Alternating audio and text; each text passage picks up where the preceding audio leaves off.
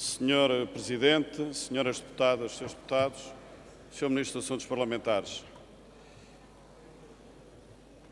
Estamos a poucas horas da realização de uma greve generalizada na administração pública, sinal de um amplo protesto social e um sinal também muito sério, um aviso político ao Governo.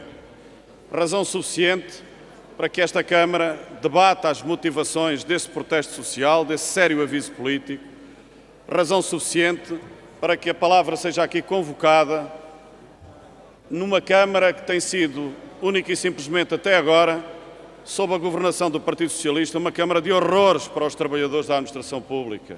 Não apenas a perda do poder de compra continuado ao longo dos últimos anos, mas também todo o conjunto de diplomas que tem vindo a estruturar as suas condições de trabalho, as suas condições de funcionalidade na administração pública. Sejam os diplomas acerca da mobilidade especial, que não passa de uma lei encapotada de despedimentos e de falsa mobilidade, sejam os diplomas relativos à avaliação de desempenho, à nova forma de promoções, seja este mesmo diploma que hoje o Presidente da República enviou para o Tribunal Constitucional, relativo ao regime de vínculos, de carreiras e de remunerações. Isso tem sido a Câmara dos horrores para os trabalhadores da administração pública.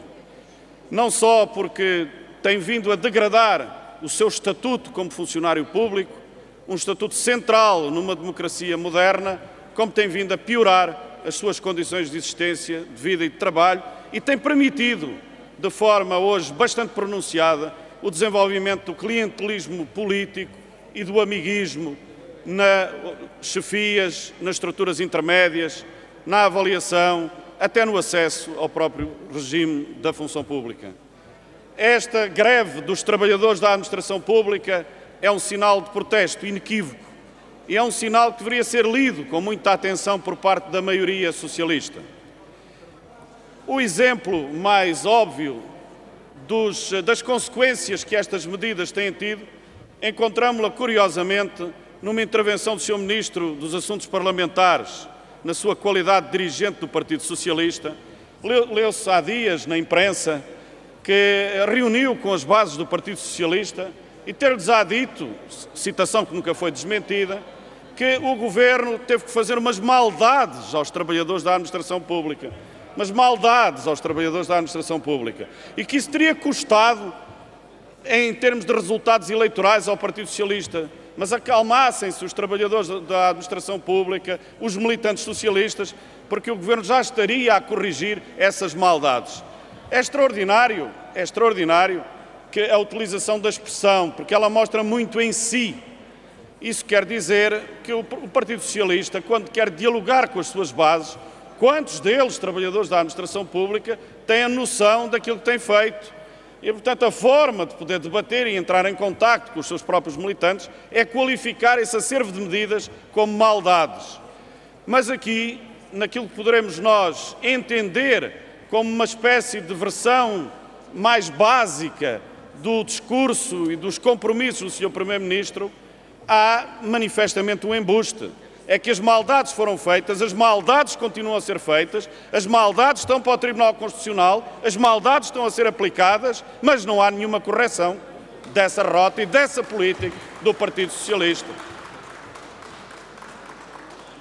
O que é que o Presidente da República envia para a fiscalização da constitucionalidade ao Tribunal competente?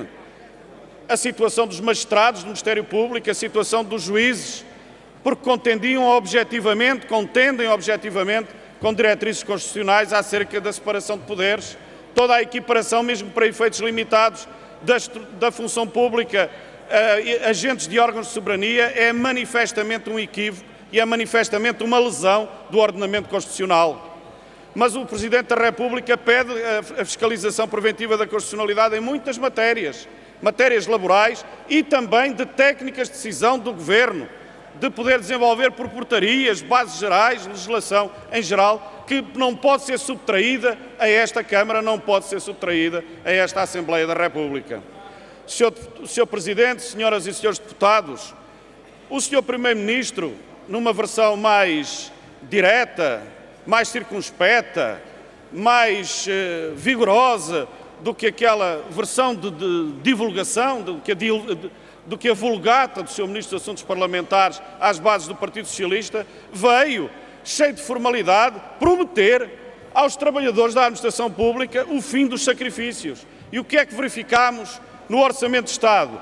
Verificámos que foi apontada uma taxa de inflação de 2,1%, inflação prevista, e que os aumentos salariais seriam em linha com essa inflação prevista. Culminou aqui o embuste, e essa é uma das motivações profundas da greve da administração pública, que começa às 0 horas de hoje. É porque todos os trabalhadores da administração pública se apercebem que se trata de uma técnica de manipulação e que não contém essa asserção qualquer veracidade política. Aquilo que sucessivos governos, mas no qual o governo do Partido Socialista se especializou particularmente, é de calcular a taxa de inflação premeditada. O truque é este: calcula-se uma taxa de inflação perto daquela que realmente ocorrerá, com um desvio para baixo, de maneira a poder subtrair poder de compra aos trabalhadores da administração pública, mas sem a necessária contraprova, que seria o compromisso político, a responsabilidade do Governo de corrigir, ao longo do exercício orçamental, qualquer desvio que viesse a prejudicar o poder de compra dos salários da administração pública. Sr. Presidente, senhoras e senhores deputados, a greve da administração pública é uma greve pela dignidade, é uma greve contra a manipulação, é uma greve pelos direitos dos trabalhadores da administração pública, mas é, acima de tudo, um sério aviso ao Governo. É da democracia que estamos a tratar. Em primeiro lugar, da administração pública, daquilo que pode ser o instrumento fundamental da modernização do nosso país, do nosso Estado democrático. E a isso o Partido Socialista virou as costas, a isso o Partido Socialista diz mentiras. E o Partido Socialista não pode ficar quedo e mudo perante a greve da administração pública. Esperemos que essa palavra e esse debate sejam hoje aqui convocados, porque os trabalhadores da administração pública merecem o debate e merecem uma posição contraditória do Partido Socialista e da maioria que tem apoiado o Governo.